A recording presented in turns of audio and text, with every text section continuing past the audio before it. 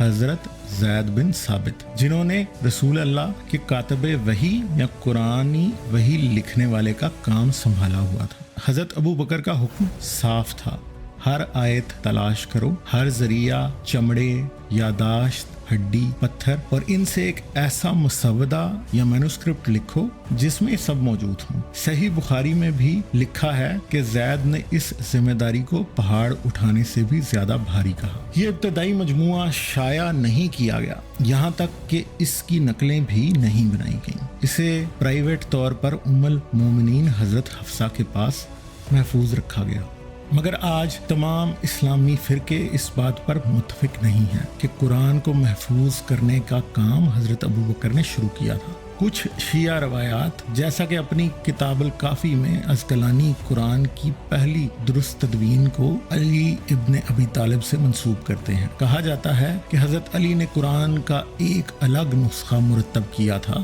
جو کہ شان نزول یعنی وحی نازل ہونے کی ترتیب میں لکھا ہوا تھا۔ اگر یہ بات سچ ہے تو سوال پیدا ہوتا ہے کہ آج ہم کون سا قرآن پڑھ رہے ہیں، کس کا نسخہ باقی رہا اور کس کا ختم کر دیا گیا۔ پھر آتے ہیں خلافت عثمان کے دور میں، جب حالات کشیدہ ہو رہے تھے۔ کوفہ اور بصرہ کے مسلمان سپاہی قرآن کی قرأت پر اختلاف کرنے لگے تھے، جیسا کہ صحیح بخاری کتاب 61 حدیث 510 میں حضرت حذیفہ بن یمان سے روایت ہے کہ انہوں نے حضرت عثمان کو بڑھتے ہوئے اختلافات کے بارے میں خبردار کیا۔ وہی زبانی روایت جو کبھی وحدت کی علامت سمجھی جاتی تھی، اب تفرقے کی وجہ بن رہی تھی۔ اس لیے حضرت عثمان نے دوبارہ حضرت زید بن ثابت کو بلایا اور انہیں ایک ٹیم دی تاکہ قرآن کا ایک سرکاری نسخہ تیار کیا جائے جس میں لہجے اور قرأت کا اختلاف نہ ہو اور تمام مسلمان اس پر اکٹھے ہو جائیں۔